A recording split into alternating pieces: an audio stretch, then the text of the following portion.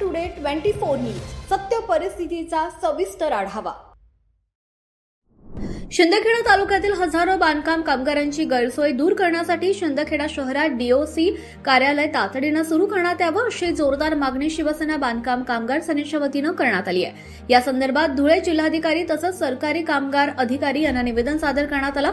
निवेदनात नमूद करण्यात आलं आहे की शिंदखेडा तालुक्यातील बांधकाम कामगारांना नोंदणी, नूतनीकरण, विविध शासकीय योजनांचे अर्ज तसंच इतर कामांसाठी वारंवार दोंडाईचा येथे जावं लागतं। त्यामुळे कामगारांचा मौल्यवान वेळ वाया जातो, आर्थिक खर्च वाढतो आणि अनेक अडचणींना सामोरंही जावं लागतं। याबाबत बोलताना शिवसेना बांधकाम कामगार सेनेचे शिंदखेडा तालुका प्रमुख भूषण पवार यांनी सांगितलं की शासनाच्या कामगार कल्याणकारी योजनांचा लाभ प्रत्येक पात्र कामगारांपर्यंत पोहोचणं आवश्यक आहे।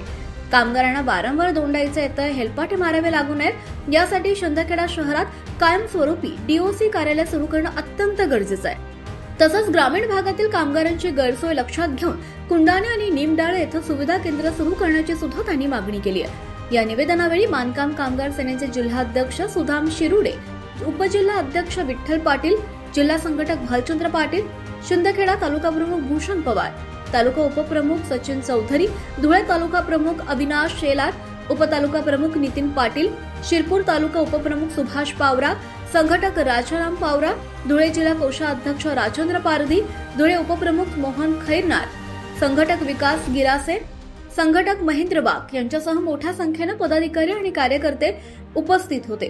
निवेदनावर सर्व पदाधिकाऱ्यांच्या स्वाक्षऱ्या घेण्यात आल्या असून शासनाने शिंदखेडा शहरात डीओसी कार्यालय सुरू करण्याबाबत तातडीने निर्णय घ्यावा, अन्यथा शिवसेना बांधकाम कामगार सेनेच्या वतीनं तीव्र आंदोलन छेडण्यात येईल असा इशारा यावेळी देण्यात आला। तालुक्यात सर्वप्रथम तर बांधकाम कामगार विभागाचं कार्यालय देण्यात आलेलं होतं। काही दिवस ते कार्यालय त्या ठिकाणी अस्तित्वात होतं, परंतु मध्यंतरी पाहता आज 1 वर्ष झालेले आहे हे कार्यालय त्या ठिकाणी नाही।